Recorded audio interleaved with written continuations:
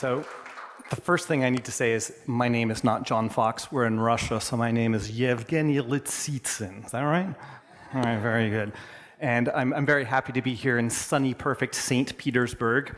I'm going to talk to you about accessibility for iOS.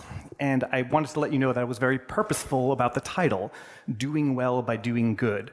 And the doing well part is really kind of a moral argument for caring about accessibility. But that's not the only reason why you should do it. There are actually very many benefits to caring about accessibility for design and engineering and customer happiness reasons, and that's the doing well part. So in January of 2016, we launched Netflix globally, except China and Syria, and those were reasons beyond our control. But this means that, in general, we have to care about how to make our app feel comfortable for people with all sorts of different cultural backgrounds and who speak different languages and use all sorts of different devices in differing network conditions. But I would argue that really an equally important concept is Netflix for everyone. And that means not just languages, not just network conditions, not just devices, but we really do have to care about accessibility to make sure everyone who wants to enjoy Netflix can, independent of whatever issues they may have. So in my talk, I'm really going to hit 3 points. First of all, answering the question, what is accessibility? Second question is, why should you care? And there's a bunch of people in the room who are already thinking, I don't care. I'm going to convince you. And the third thing is, once you know that you care, how do you implement accessibility on iOS? So, at a high level, accessibility refers to the ability of a person to get along in the world despite physical or mental challenges. And there are many challenges which might immediately come to mind. For example, a person who's blind or deaf or cannot walk and therefore has to use a wheelchair. So that's one way of thinking about it.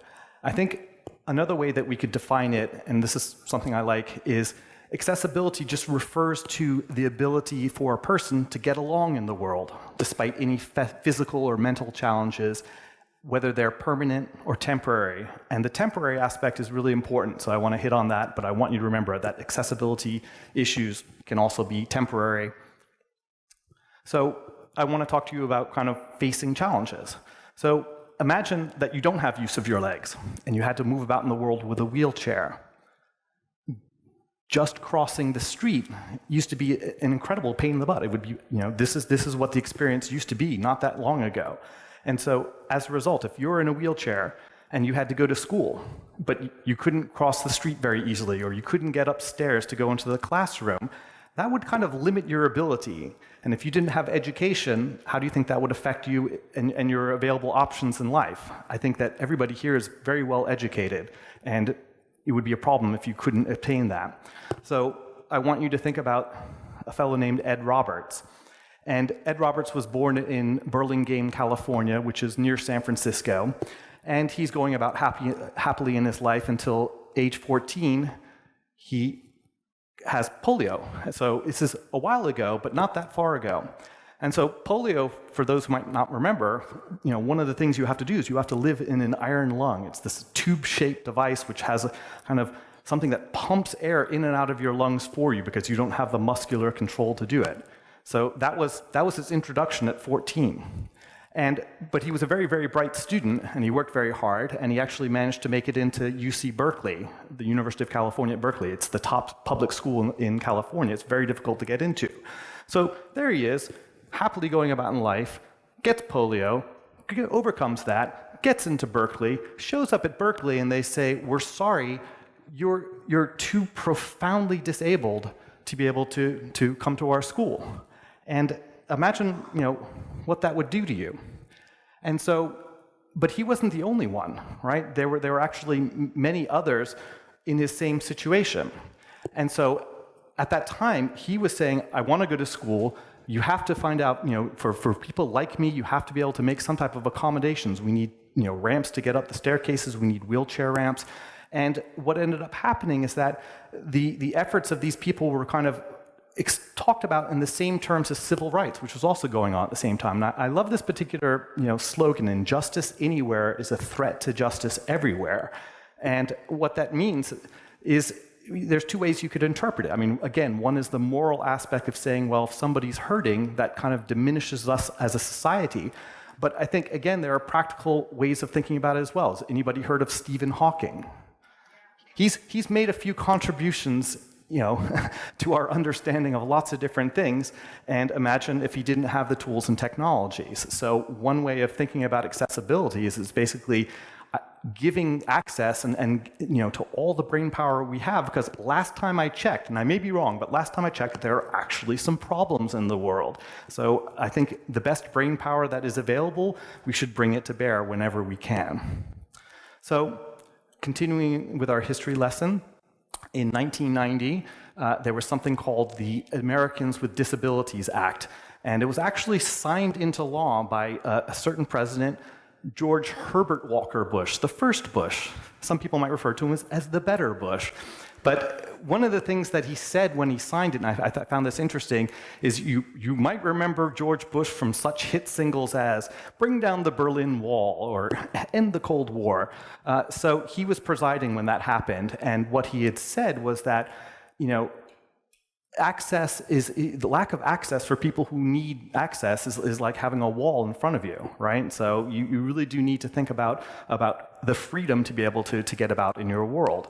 And so the fundamental idea with the ADA was to be able to mandate, to legally require access, making what are called reasonable accommodations. So if you've got stairs, there has to be a ramp for it. If somebody is hard of hearing, they need to have audio things, and so on and so forth. But it was left up. It didn't mandate the precise details of everything. It just says you have to make your best effort. And so one of the most kind of visible symbols of this were something called curb cuts.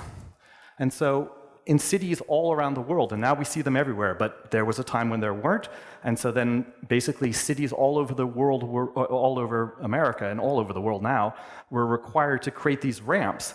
And a lot of people complained. They said, this is really expensive, and how are we going to afford this, and this is annoying, and we're only helping some small segment of the population. But in fact, they ended up being really useful, and I would say helpful to all of us, right? So you've probably seen this. Is anybody here a parent? Anybody have children?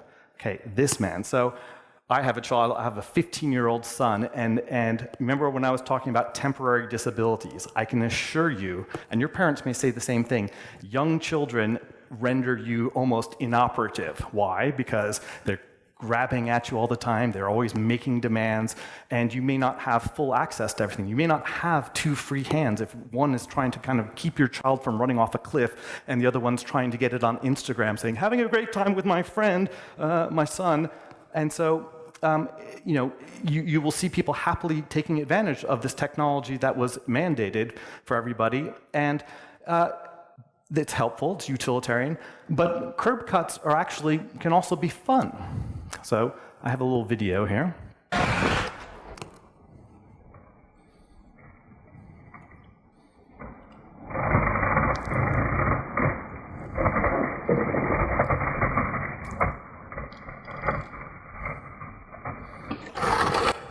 So I hope you'll appreciate the efforts I went to get original unlicensed video for this. I actually went up to this guy, and it's like, and he's a grown man but dressed like a teenager, and he says, what the hell do you want? It's like, sir, I'm an engineer at Netflix, and I'm giving a talk on accessibility. Could I have a film of you skateboarding? It's like, how much are you going to pay me?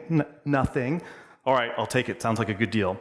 Anyway, so really, then that means that accessibility it's a design problem. Really, when you care about people with challenges, you end up caring for everyone. And I have another great example of that from the world of consumer products. This is Get a Grip. So, has anybody ever seen a device like this? Does anybody know what that is? It's a potato peeler, right? And there's this fellow named Sam Farber, and his wife suffered terribly from arthritis, right? That's a degenerative disease that makes it very hard to move your joints and to grip things. And he was a nice person. He loved his wife, and his wife loved to cook. And so he says, well, I'm an inventor. I can solve that. I can do something like that. And so he said, let's design a grip. And he basically went out into his garage and tried a wide variety of materials, starting with a bicycle handle, and then made it a little bit more refined, and a little bit more refined, and a little bit more refined, until he came up with this design, which I use it. It's absolutely amazing. It's really the difference between using one that was designed for the average person versus one that was designed with some particular need in mind. It ended up, just killing it in the market, right? And what ended up happening is that this company that manufactures his design, it's called OXO, they ended up owning the market for all these type of kitchen tools. They sell incredibly well because they're really comfortable for everyone to use. And even if you notice that one on the left, the measuring cups, you know that they have those color codes and easy to read type. Again, you think, well, maybe somebody who has low vision or maybe is colorblind, it helps with them.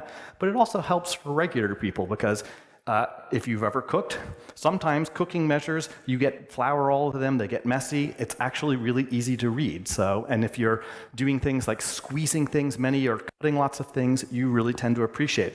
There's a bottle opener here. Does anybody drink beer? Has anybody gone to college and drink beer? Okay, so you need that comfort. If you're like cranking open the bottles, you don't want to have that discomfort. So that's consumer goods. What about computers? So let's talk about computer accessibility. Computers connected to the internet are kind of important. Does anybody use a computer connected to the internet here? Okay. Would anybody be here without computers connected to the internet? No. Okay. So in the same way, if you couldn't get physical access to a university, how would that affect your life? If you don't have access to computers and the vast knowledge resources of the internet, how would that affect your life? So, hey Siri, what is computer accessibility? In human-computer interaction, computer accessibility refers to the accessibility of a computer system to all people, regardless of disability type or severity of impairment. Do you want me to keep reading? Oh yes, please do. The term accessibility is most often used in reference to specialized hardware or software, or a combination of both, designed to enable use of a computer by a person with a disability or impairment. Specific technologies may be referred to as assistive technology. Couldn't have said it better myself. Hey Siri, was that just a shameless attempt to get you to do my work for me? Okay. Very thankfully, Siri, went along with the joke for this. But it actually has an important point, is that everything that you see about Siri with its synthesized voice and its speech recognition and its grammatical lexing and parsing and all that good stuff really is intertwined directly with the whole story about accessibility for iOS. And now we're going to get into that. So in the world of iOS, there is a protocol. People know what a protocol is, yes? Okay. So a protocol, it's an informal protocol, and it really talks about a couple of different things. The first thing is traits. So it refers to describing what an element does, what its function is. Is it an image? Is it a button? Is it a slider? Is it any of these different types of things? Can it be selected? So that's one aspect. Second aspect is a label. How do you describe it? So it's a very concise, localized description of the element and what it does. And there's also the concept of a hint, right? So there are lots of different buttons, and it might have a start or a stop or any of these different things, but that unto itself may not be enough. It means to, if it says stop, that means what's it going to stop? Is it going to stop all silliness in the world, or is it going to start, the comedy reel or whatever? But it will tell you that's what an accessibility hint is for. So there are lots of things to the UI accessibility protocol, but these are the three things that are most important right now. And for the purpose of this talk, that's what we're going to focus on. So I don't know how many people have ever done this, but this is a little video that I set up for my colleagues. It's kind of step 0 of caring about accessibility on your iOS device is to set up what are called accessibility shortcuts. To turn on VoiceOver on iOS. So it's something that is accessible in the general settings. You just go to General and Accessibility, and if you scroll down, feel free to take out your phone and do this now. Seriously. Accessibility shortcut that's right here. And if you look there, this allows you to have a list of different accessibility technologies that you want to make available. So there I see are that a couple man of doing them. it. The one that we care Bonus about points is for VoiceOver. him. So you just see that Anyone VoiceOver else? is there as an option. You're on your phone. He's either tweeting or turning on accessibility shortcuts. Shortcut, which depends on device, but on newer things like notched phones like iPhone 10s, it's a triple click on the right-hand button over there, and you see that you have the little menu that appears and says, well, which of these accessibility options would you like to turn on? So we're going to do VoiceOver. VoiceOver on. And Calendar. then you can hear Friday, VoiceOver May 3rd. is on. Double tap to open. Portrait. It reads out everything for you. So if I go to Slack here. Double. Okay, so we'll leave it there. I'm not going to have it read you my private Slack messages. And so that allows us to get starting into Hello World for accessibility. And so we're going to look at the very, very simplest use case we can imagine. And the good news is no work is required by you lazy programmers, because good programmers are lazy programmers, aren't we? So the kind of fundamental item that you might have is a button. Has anybody built an app that has a UI button in it? All right, this is good. This is helpful then. So where would we be without a button? You just stare at the screen and nothing would happen. And if you can't see anything, if you can't see, how would you know where to tap on the screen and what the elements are? But that's what VoiceOver is for. So VoiceOver is one of the most popular, it's probably the most popular accessibility technology that's built into iOS. And what it does is when it's running, you can have it describe the whole world for you. It can tell you what elements are on the screen, and you can swipe around just by going left or right with a single finger, or just moving your finger anywhere on the screen, and it will announce to you what the element is and what it will do for you. So let's have an example. Play button. Play button. Play button. And so that's the first item. So this is an array of accessibility elements with one item in it. And then once you have identified, and you notice that little focus ring, that helps for people with low vision to be able to say this is the item and where it is on the screen. And then you double tap. Pause. Play. Pause. Play. And so the thing that you notice, it doesn't matter where you tap on the screen. It just basically it focuses on that one element and then accepts input anywhere. So this is very, very complicated implementation, but we're going to look at some code here. And so this is kind of adapted for, we're going to say we're going to toggle playback. And so we can look through the code. The first thing we want to do is figure out, are we playing or not? And then that gets us the new title that we want to set. And the highlighted section is basically, if you do this, you're using accessibility, because when you set title for state on a UI button, the implementation of the stock accessibility label implementation for a UI button is basically to read out the contents of your text labels. Oh, sorry, not me, sorry. It's to basically read out the contents of your text label. And so, but you're thinking to yourself, but text is so boring. Okay, here we go. Over the shoulder like that, suck in the gut. There we go, okay.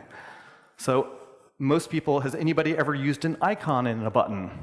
Right? Okay, some people. Because text labels are really pretty dull and people like to interact with pictures. Well, what happens when you do that?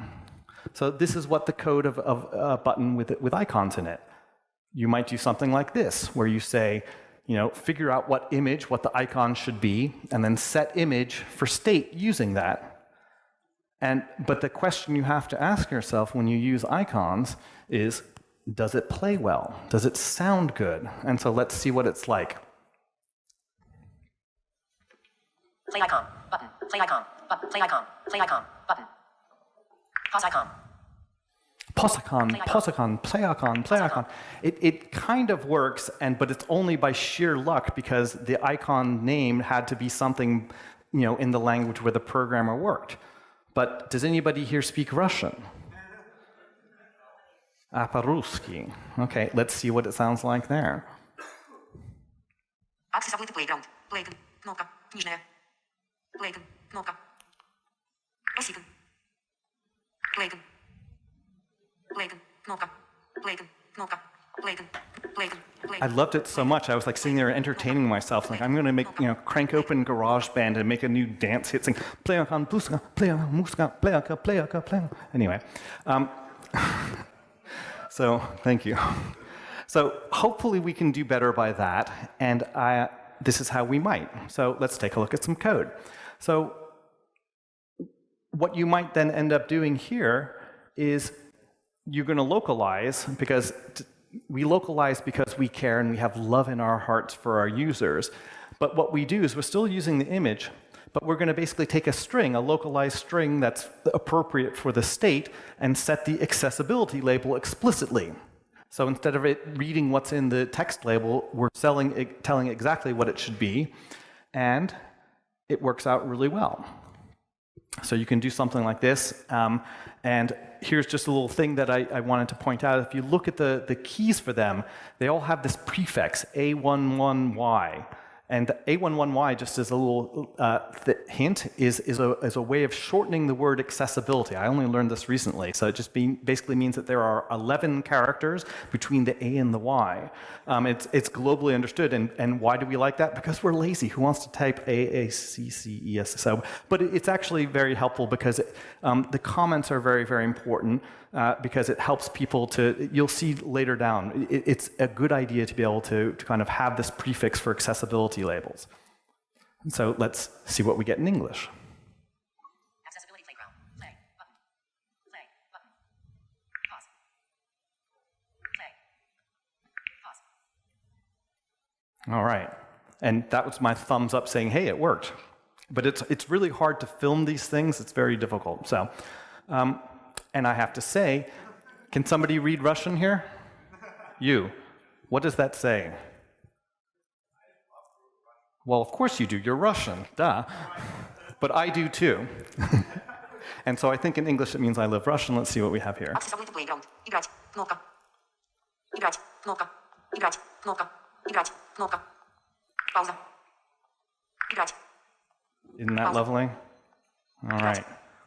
So then I have to ask, how was that? Was it good? I would say... Fantastica. Fantastica. I want you to remember that word. I was so happy to learn that even I could figure this out, even with that crazy f, or that strange... I don't know about it, but anyway, but I'm holding on to that one. So, oh, shit. I mean... Hey, Mom.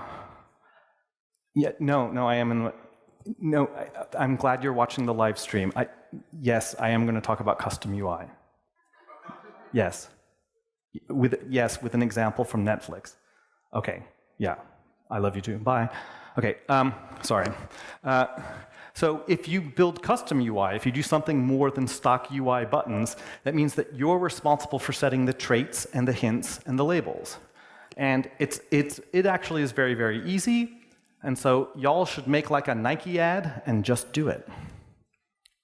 So I promised you a real world example. And so what we're going to do is going to zoom in a little bit here. And does anybody here use the Netflix app? All right. Oh, cool. Thank you.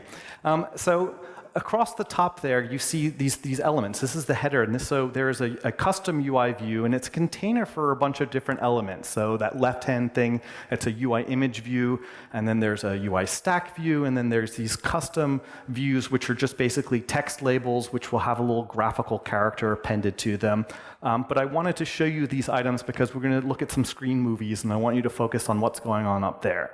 So the reason that they're there is it's to be able to filter the contents of what you see here. And I'm going to tell you something that internally we refer to this grid as the Lolomo. The Lolomo. It's the list of movies. So we filter the Lolomo, and you'll see the methods refer to that.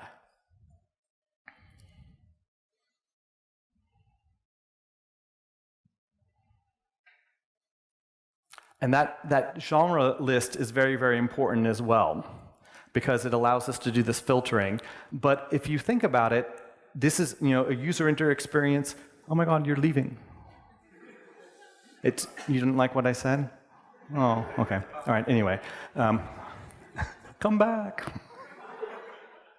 All right, I'm going to cancel your account. I'm just kidding.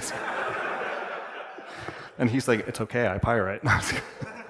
So anyway, so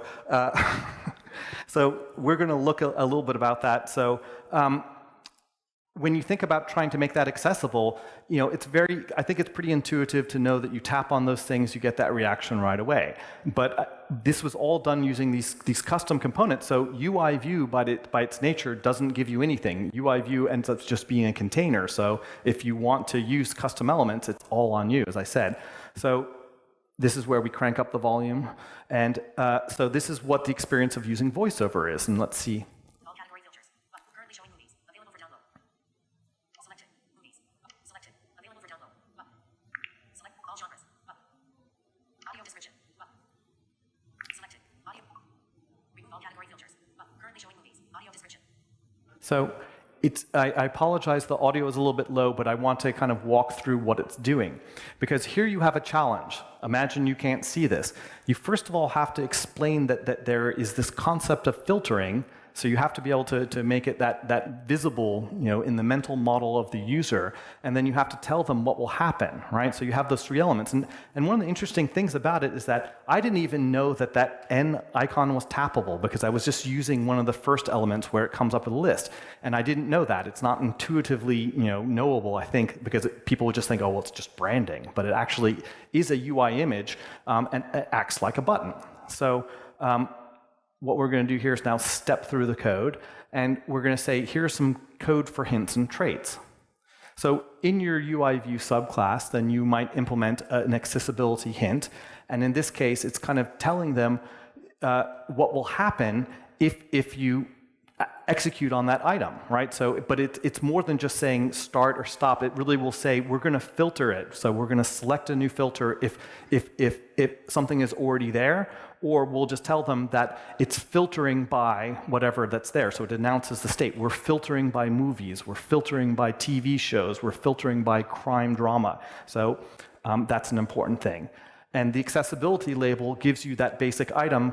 And it can either be filter, if there's something in there, or it would just be an empty string. So that's perfectly legal to do as well. And then the traits, and this is an important aspect, the traits allow you to combine multiple traits. So you can say, well, this is a button, but it's also selected. And so that's very, very helpful for somebody who's using VoiceOver to know what the state of it is. So that gives you an idea for hints and traits. But now, we also have to do some coding for change, right? So coding for change means basically handling the case when something has changed on the screen. Because you kind of have to think about VoiceOver as this little engine. It's sitting around and it's waiting to be told what to do. And sometimes it will find out what to do, but sometimes you have to give it a hint, right? And because, does anybody do asynchronous programming in here? Does anybody ever fetch data from the internet? Okay, so, and that's the kit, good, that's good. So when you go and do that, there's going to be a screen layout change. And when there's changes, you have to prepare for them. So in this particular case, we're saying, something is filtered or not, and so that N item, if something is filtered, you would have you would tell the trait that it's a button, that something will change the state. And so once you're ready to change your accessibility labels, then you do this and you post a notification. So UI accessibility post notification is like this function that you use all over the place to do things, like to be able to say, I'm going to announce that there's an accessibility layout changed notification. And so that tells the system saying, recalculate what you're going to tell the world about it, and then it will read things again. So another thing that's a useful part of accessibility protocol are notifications. And notifications are used all the time because in this particular case, that little header view doesn't want to be completely connected to every last other thing in the application. So we post notifications, for example, remember I told you that grid was called the Lolamo. So we basically will post a notification when Lolamo results have come back, and then we can act on it. So in this particular case, you can see once we have a reload, we have this method, go to the main queue. That's always helpful so your app doesn't crash, pro tip. And then we have this little method called accessibility announce current status. And so here what we're going to do is we're going to say, well, we're going to see some code of what it is we're going to say. And so you can see here that we want to be able to say, well, based on filtering or not, let's give a nice label, and you can see the formatters that we have there, and you notice that it has little notes for the translator. It's very, very helpful. That's how we put together our string. And now that we know what to say, we want to get VoiceOver talking for us. So this is what it would look like. And so we're going to post a notification, but this is a particular type of notification called accessibility announcement notification. So what that does is it will basically force VoiceOver to read out whatever string you pass it along. So that's really good. So if you could build a little app, I thought about doing this for here. I could go to Google Translate and get a bunch of things, just tap buttons and have it read it out for me, because I don't want to embarrass myself with my bad pronunciation. But I was too lazy to write such an app myself, so you have to listen to me instead.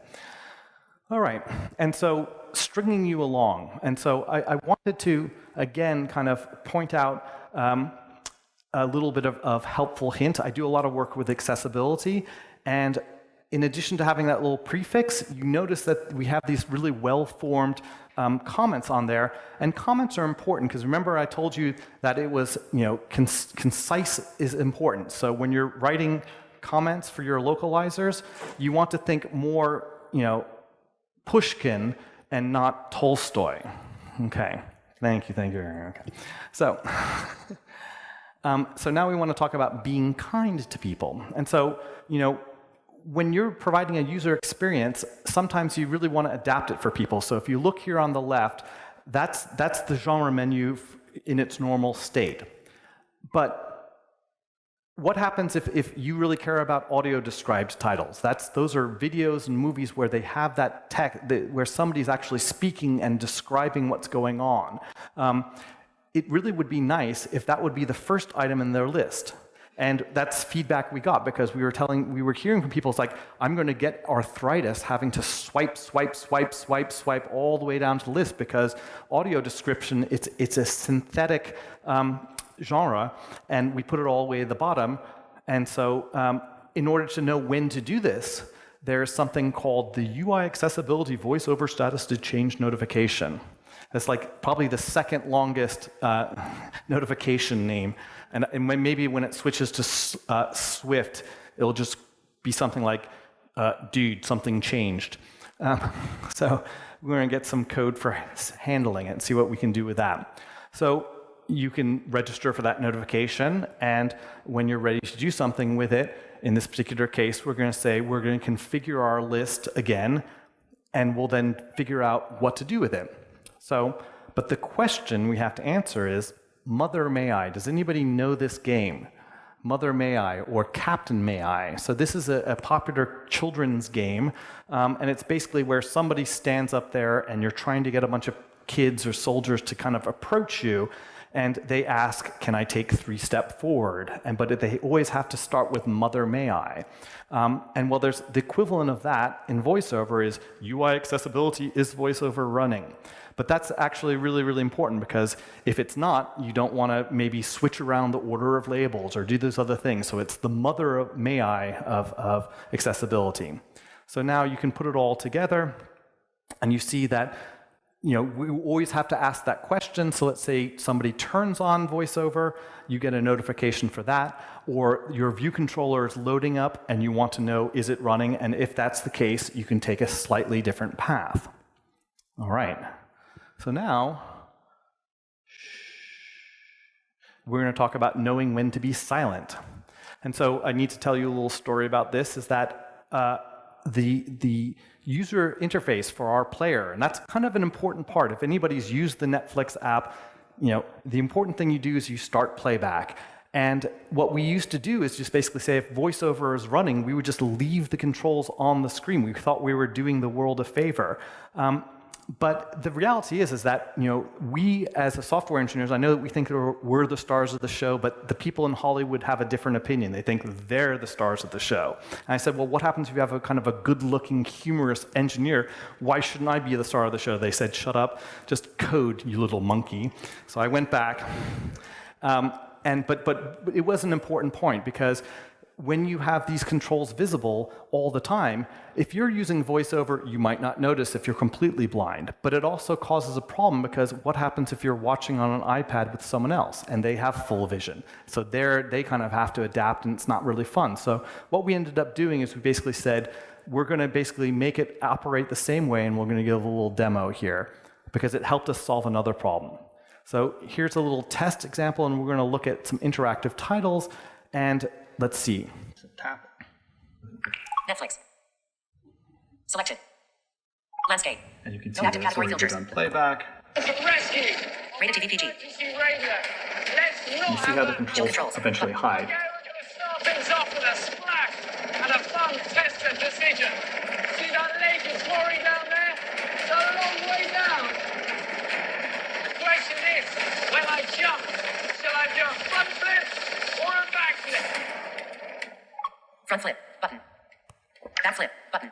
Front flip. Both Button. the choices are readable, Back flip. Button. and you can Selected. choose Back one. flip. So this Show works. controls. Button. Here we go. 1, 2, 3. All right. I stopped it there as a cliffhanger. Unfortunately, he falls down a waterfall and gets eaten by a pool of sharks in the bottom. But anyway, but one of the things I wanted you to notice about that is that the playback controls, we had them on screen just for when we needed. For instance, to read out the warning label that this is rated R for mature audience. But once the timer that expires to hide the controls, we hide them for everybody, even with VoiceOver. And this helped us solve a problem with our interactive titles, because one of the problems that you would have, if you have all those different elements up on screen and the video's going along, and you have what's called a choice point, and then it was having to contend with all those different elements, poor VoiceOver got confused, and it didn't there was too much going on. So by removing this, by knowing when to be quiet, we absolutely helped us somewhere else. And so we're going to have a look at that code. So this is the code in what we call choice points. So choice points is options. Should I do this? Should I do that? And so it's basically very simple. The view controller or the view gets passed in this array of choices, and all we have to do is accessibility post a notification saying that the screen has changed. And you might remember when you do that, there's that little bop, bop, bop. That's a very distinct sound that VoiceOver users listen for. It tells them that something is new. So they can be happily kind of following along with the content, but they'll hear that, and then they'll know that something happened, and then they can make a choice. So, all right, and so we're going to talk now about kind gestures. So if you use VoiceOver, there are a couple of these commonly reserved gestures that are used. One is called the magic tap, and the other is called the accessibility escape. So let's have a look at those. So you can use the magic tap gesture, which is this two-finger tap, and that will toggle pause and play.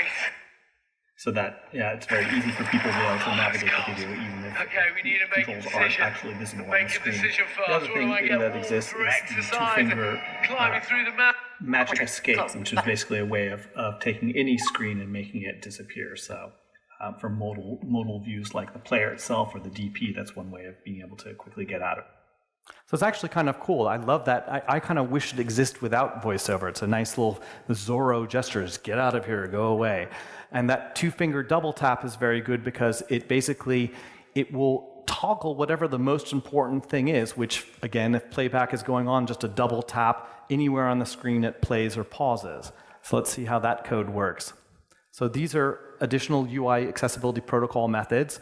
One is accessibility perform magic tap, and so that method gets invoked in your code, and then you can basically pass it through whatever the code path would be, in which this particular case we'd say, let's toggle playback.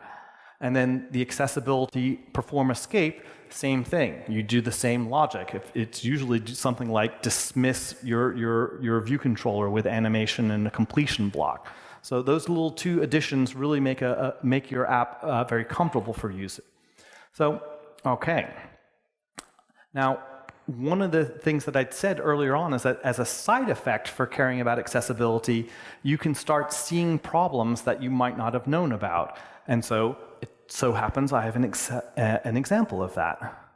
So this is what we call a display page. And it gives you lots of information about a particular title. It's, you can play back. It tells you the title, a little description of it.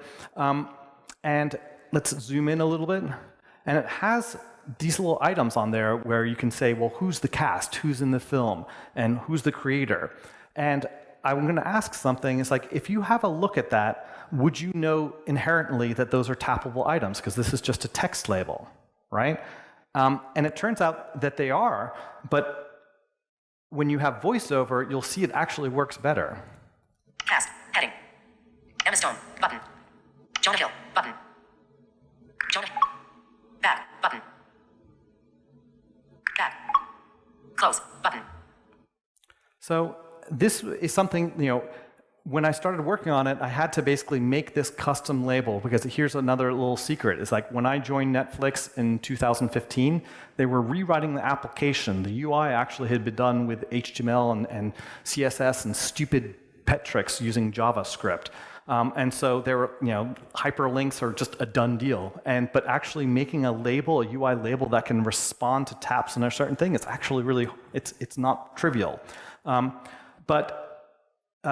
So if you look here, we can do some things that really actually help people a whole lot. So one of the things that you notice here is that we can set the accessibility traits of that label. The starring label here is the one that has the list of casts. And again, remember, it's just a UI label.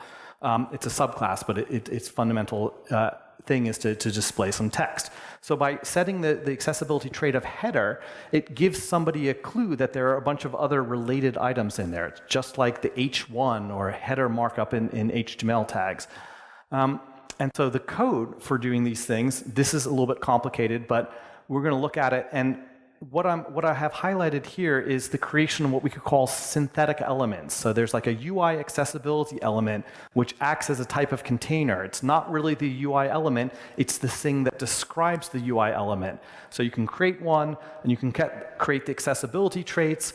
And so what that does is it basically says this range of text in my label, treat it as a button. And in order to do that, what you end up having to do is to do a little math, because you have to convert coordinates from your into window space, because that's where VoiceOver works. And so you create the frame for it, so it sets the highlight area that you saw there in screen coordinates, and then you create the accessibility label for it, which is the item. So that's how you can divide up a range of text and turn them into tappable buttons. And the thing that I found interesting about this exercise is that when I first saw it, and I had no idea that you could tap on those items until I actually wrote this code. And then I went to the designers and I said, why don't you do something to make it a little bit discoverable? Why don't you put an underline on it, like in the world of HTML? And the guy said, please, that offends my aesthetic sense. And I kind of agree that it would make it look like a web app if you had that underlined text there. But this is the point I was getting at, is that it raised this issue for a lot of people. It's like saying, hey, you know that you can jump around in the app based on who a cast member is and find other titles that have that person, if only we gave them a better way to discover that. So if you're a VoiceOver user, and we know this from logging, that they do a lot more than kind of people with sight. So it's an opportunity for us to kind of refine this layout, and we're still trying to think about a solution for it. Okay, so now I want to talk about repurposing. And this is an example of where doing work that's good for one set of users can be helpful for another users. You build a ramp for wheelchairs, and all of a sudden skateboarders are happier.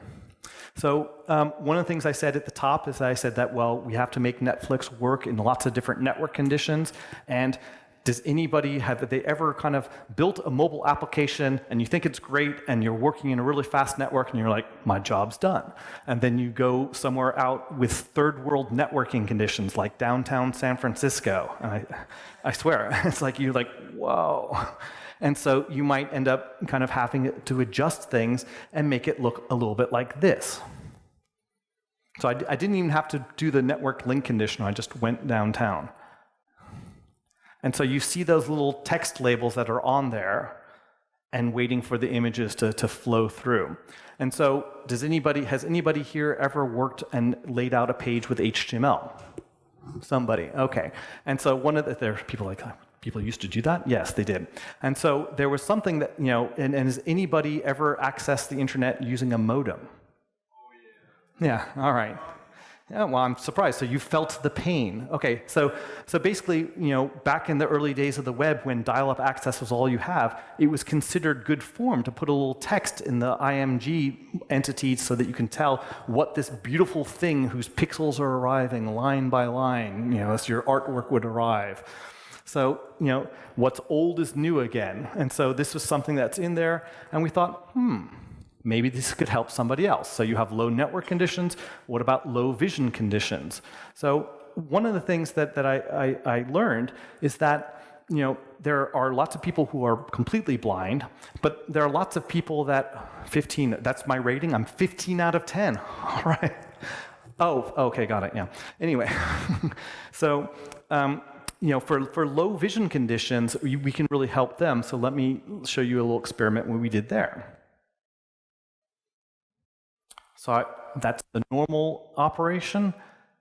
And then we go to our handy-dandy debug, where we can change everything if you have a debug build, and look what it does. It adjusts a little bit, basically, but it makes the type much larger, puts it very, very centered.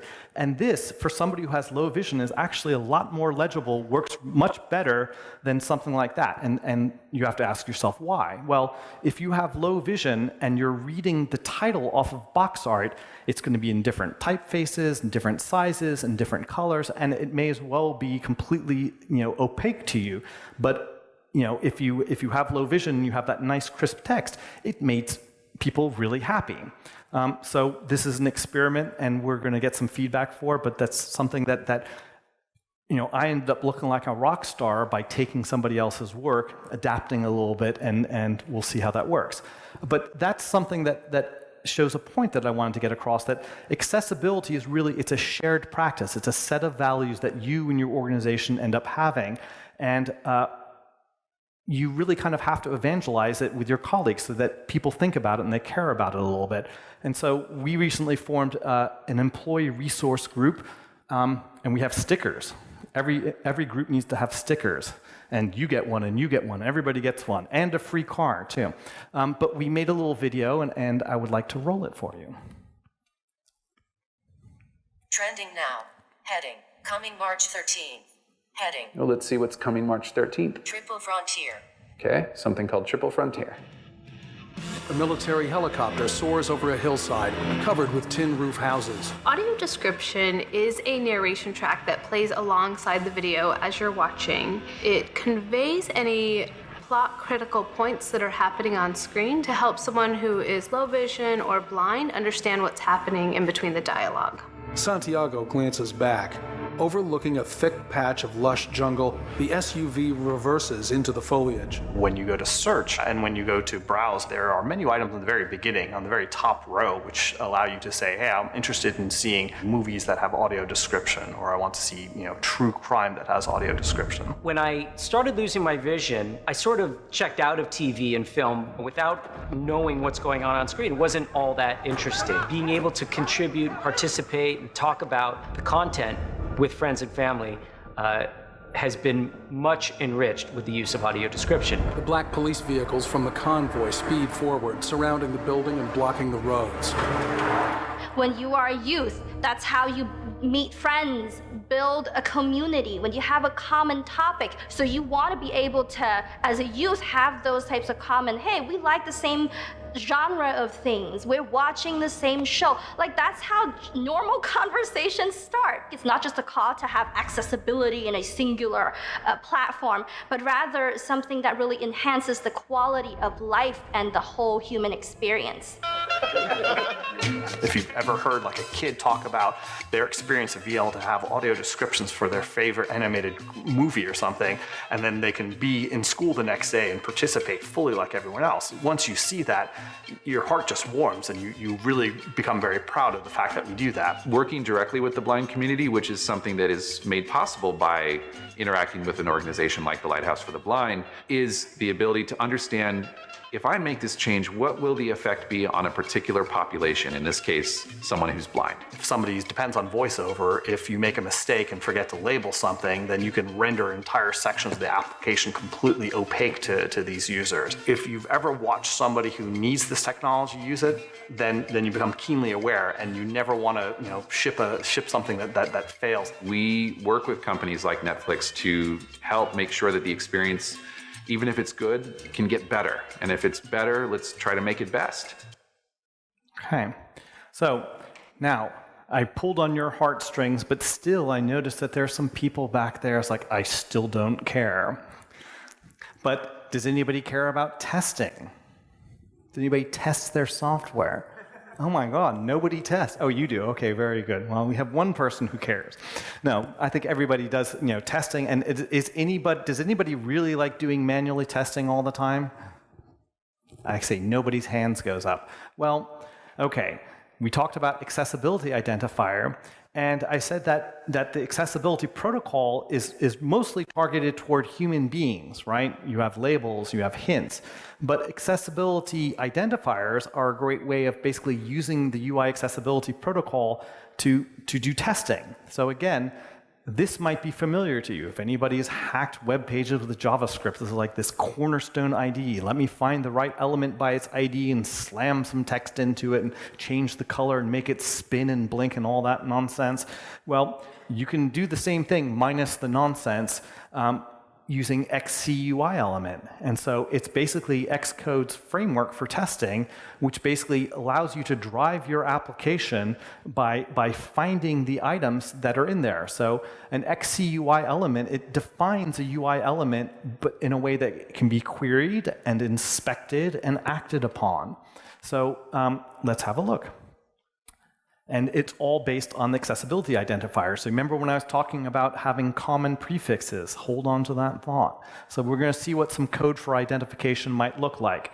So this is a little subset from a test, and you see that we're setting the accessibility identifier with a common prefix, so CW, that stands for continue watching bar item image, and then it appends the row for it. So it's going to be, continue watching item 0, 1, 2, 3, 4, 5, 6, 7, 8, 9, 10, and so on along.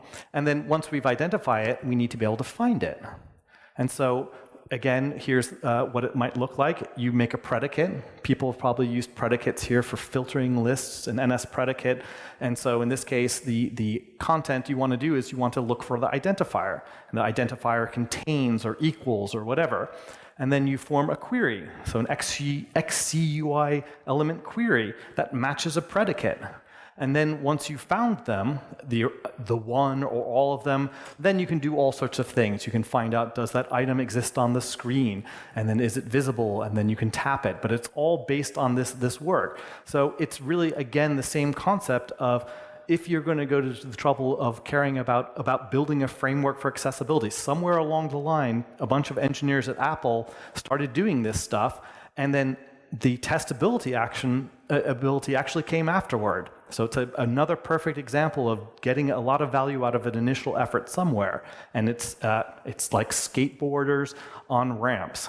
Okay, so now I've satisfied the people who don't care about the moral issues. But we can also say we can have some fun with accessibility. So, up until now, we've only talked about VoiceOver, but there are other accessibility techniques that are used, like helping people who have, motor impairments, who can't move their arm. And so I'm going to show you a little hack day video here. Steve, I've got this eye tracking thing working, and I need to show it to John, but I'm really nervous. I don't want him to be mad. Let's go.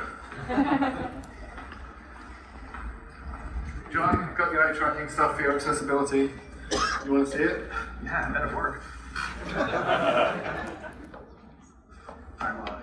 It kind of works. I can move the screen and I can move my eyes around, but hello, I want to select. What good is it if I can move my eyes around, but I can't select something. I can't show a DP and begin playback. You want me to go call these Netflix engineers and put my reputation as Mr. Accessibility on the line with this piece of I'm going to code it myself and do it live. I'm going to do it live.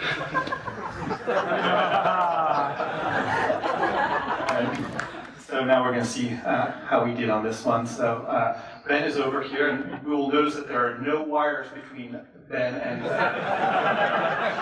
and what you can see is Ben is able to, just by using his eyes, navigate around the Lolimo, and you can see it highlights one, and then you can say, well, can we play it back then? Oh, what do you know? Now, the other thing that we need to be able to do is like, well, how do I get rid of it? It's like, if I'm done with playing back. He stuck out his tongue. Look at that. Do it again. Amazing. So how does this work? We're using ARKit, and that's able to track your eyes using very difficult maths. And we think this is really actually, it's fun, but it's actually super important because there are dedicated pointer devices used on your head to be able to use computers. But the best pointing device is the one that you're born with. So that's our hack. Thank you very much. So we won a hack day, and then we published about it, and people loved this. They ate it up. It was like, we got so much press. It was not funny, and kooky Netflix hack lets you navigate the app using only eye and facial movements, And I loved the fact that I was associating sticking your tongue out, and I tracked that it made our stock go up that day. It was wonderful. I took full credit for that. And it made it also kind of to generalized press. So it was like in Variety, which is Hollywood press, and Forbes, and Mac, all the kind of computer nerdy things. But it even made it to press around the world. And my mom, she's British, and she normally doesn't take my phone calls, but she found this and she says, oh my gosh, I got this notification, as a subscriber, and she sent it to me, and I love it. Too lazy to lift a finger for Netflix? Try using your eyes. So I've introduced all these different reasons why you should care about it, and so I would say that we sum it up. There are moral reasons, there are design reasons, there are testing reasons, but there are fun reasons. And so when it comes time to thinking about implementing accessibility in your app, I invite you to just say, duh. Okay, and so that is I would like to say thank you, spasiba.